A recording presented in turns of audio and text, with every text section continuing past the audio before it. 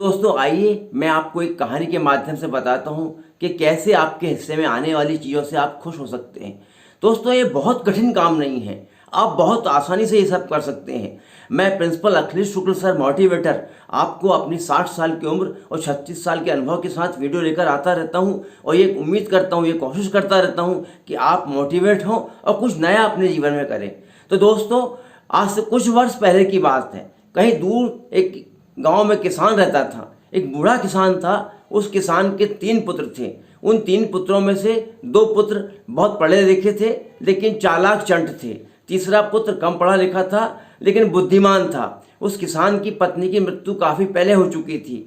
वह किसान काफ़ी गरीब था। उस गरीब किसान के पास मात्र 3 एकड़ ज़मीन थी। वह 3 एकड़ ज़मीन में से भी 1 एकड़ ज़मीन ऐसी थी जो कोई काम की नहीं थी। उस ज़मीन में झाड़ी झंकड़ लगा हुआ था, घास फूस लगी हुई थी और कुछ रेतीली कटीली झाड़ी लगी हुई थी। कुल मिलाकर वह रेतीली ज़मीन थी। इस तरह से किसान अपने 2 एकड़ की ज़मीन में अपने परिवार का कैसे जैसे तैसे करके गुजर बसर किया करता था।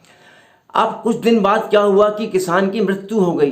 किसान की मृत्यु हो जाने के बाद उनके बच्चों में उनमें बंटवारा हुआ। उस भूमि का बंटवारा हुआ। तो बंटवारा जब भूमि का हुआ तो उस समय 2 चालाक भाइयों ने मिलकर के जो अच्छी ज़मीन थी वो अपने नाम कर ली, अर्थात 1-1 एकड़ अच्छी ज़मीन अपने नाम कर ली। लेकिन जो खराब बंजर ज़मीन थी, ऊसर जिसको हम कहते हैं, उस ज़मीन में कुछ भी पैदा नहीं होता है, उस तरह की ज़मीन को छोटे पुत्र को दे दिया। छोटा पुत्र चूँकि विद्वान था लेकिन विनम्र था और आज्ञाकारी भी था, इसलिए उसने इस बात का कोई विरोध नहीं किया। उसने कुछ भी नहीं कहा, चुपचाप अपने हिस्से की ज़मीन ले ली। उसने ज़मीन लेने के बाद पत्नी के साथ जाकर के खेत में देखा तो देख कर के बहुत हताश और निराश हो गया। उसकी पत्नी ने ढाढ़स बनाया कि कोई बात नहीं, हम इसमें कोई नई चीज़ करेंगे, कुछ ऐसा काम करके दिखाएंगे जो कि अनोखा हो, अलग हो। हम कुछ नई फसल बोएंगे, हम परंपरागत फसल नहीं बोएंगे इसके अंदर। यह सोच करके वह घर आई और घर आके विचार करने लगी। विचार करते करते उसके दिमाग में आया कि क्यों ना शहर जाकर के पास में किसी कृषि वैज्ञानिक से मिला जाए, उससे बात की जाए और उस ज़मीन के बारे में चर्चा की जाए।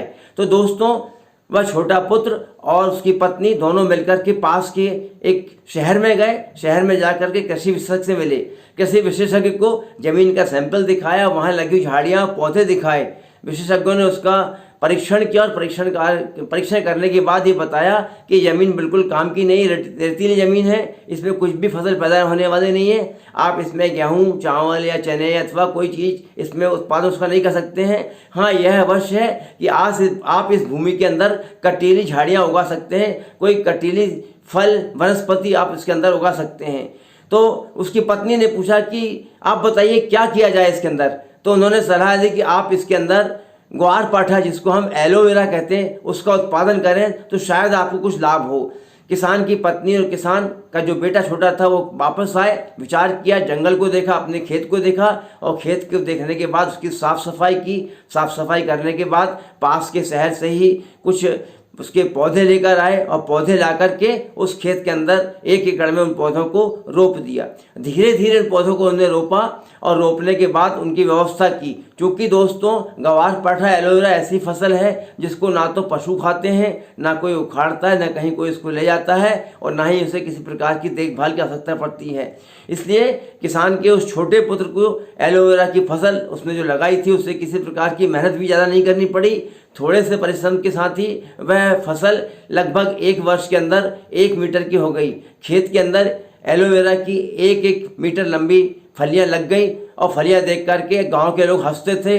किसान के उस पुत्र से कहते थे कि तुमने ये क्या फसल उगाई है, इससे तुम्हें क्या लाभ होने वाला है, और उसे देख करके उसका उपहास किया करते थे। लेकिन किसान का छोटा पुत्र था, वह इस बात को लेकर बिल्कुल विचलित नहीं हुआ, परेशान नहीं हुआ। दोस्तों उसके पश्चात वह फिर वापस कृषि वैज्ञानिक के पास गया, कृषि विज्ञान केंद्र पर गया, जाकर के बताया कि सर मैंने फसल बो दी है, फसल खड़ी हुई है, अब मुझे क्या करना है।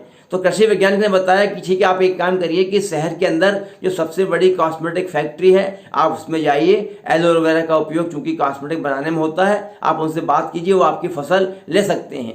किसान का छोटा पुत्र और उसकी पत्नी थोड़ा सकुचाते हुए, संकोच करते हुए कंपनी पहुँचे, कंपनी के अधिकारियों से मिले, उनको बताया कि हमारे पास ये एलोवेरा की फसल है, आप यदि लेना चाहें तो आप खरीद लें। किसान के उस खेत में, उस पुत्र के खेत में अधिकारी पहुंच करके उस फसल को देखा तो वह फसल काफ़ी अच्छी थी, उसकी क्वालिटी बहुत अच्छी थी। जो एलोवेरा लगाया गया था वह एलोवेरा बहुत अच्छी क्वालिटी का था। उस कंपनी के अधिकारी ने उसे पसंद किया, उसको पास किया और कंपनी ने उस एलोवेरा की फसल के लिए किसान को 6 लाख रुपए का पेमेंट किया। इस तरह से कुल 6 लाख रुपए में एलोवेरा की वह फसल किसान से उस व्यक्ति ने, उस कंपनी ने खरीद ली दोस्तों। और उसके पश्चात, खरीदने के पश्चात कंपनी ने एग्रीमेंट किया कि भविष्य में आने वाले 3 सालों में आप जो एलोवेरा आपके यहाँ होगा आप हमें बेचें, किसी और को ना बेचें। हम उसके एवज में आपको टेक्निकल सहायता देंगे, तकनीकी सहायता आपको उपलब्ध कराएंगे, जिससे आप अपनी फसल को और अच्छा कर सकें। तो दोस्तों, किसान का वह छोटा पुत्र और उसकी पत्नी 6 लाख रुपए प्राप्त करके खुशहाल हो गए। दोनों भाई देखते रह गए और पूरे गांव ने देखा कि किस तरह से किसान के पुत्र ने और उसकी पत्नी ने मेहनत और परिश्रम से उस बंजर जमीन को, उस ऊसर जमीन को जिसमें कुछ भी पैदा नहीं हो सकता था, जिसमें झाड़ियां थी, झंखड़ थे, उस जमीन में अपने परिश्रम, अपनी मेहनत, अपनी कौशल, अपनी बुद्धि से उसको उपजाऊ बना दिया और उसको उपयोगी बना लिया, उसमें लाखों रुपए की इनकम पैदा कर ली। तो दोस्तों, जो आपके हिस्से में आया है उससे घबराइए मत, उससे परेशान मत होइए, उसको सोचिए उस बारे में कि आप उसको कैसे डेवलप कर सकते हैं, कैसे आप उससे आगे बढ़ सकते हैं, कैसे आप अपने लिए उसको फायदेमंद बना सकते हैं। ऐसा कोई चीज़ नहीं है आप नहीं कर सकते हैं। इसलिए आप किसी और के हिस्से में आए हो देख करके परेशान ना हो। आपको जो मिला है ईश्वर प्रदत्त वस्तु मान करके उसे उपयोग में लीजिए, उसका उपयोग कीजिए और आगे बढ़िए। दोस्तों, मेरा कहने का इस वीडियो में केवल एक ही अर्थ आपको है कि आपको अपने हिस्से की आने वाली वस्तु का उपयोग करना है, अच्छी तरह उपयोग करना है और उसको अपने बुद्धिमानी से, अपने कौशल से और अपनी तकनीकी सहायता लेकर के, लोगों का सहयोग लेकर के उसको आगे बढ़ना है। भले चाहे संसार आपके ऊपर हंसे, आपका उपहास करे, आपको मजाक उड़ाए, उसकी आपको बिल्कुल चिंता नहीं करना है। तो दोस्तों, आपको इस कहानी समझ में आया होगा कि हमारे हिस्से में जो आया हुआ है हम उससे संतुष्ट रहें, उससे असंतुष्ट ना हो, उससे सीखें। दोस्तों, मेरा ये वीडियो आपको पसंद आया होगा। इस वीडियो पर आपके कमेंट का मुझे इंतजार रहेगा। यदि ये वीडियो पसंद आया है तो इसे लाइक कीजिएगा, सब्सक्राइब कीजिए और ये ध्यान रखिए कि आप बेल आइकन बटन दबाना ना भूलें। दोस्तों, अगले वीडियो में फिर मिलते हैं। Bye bye.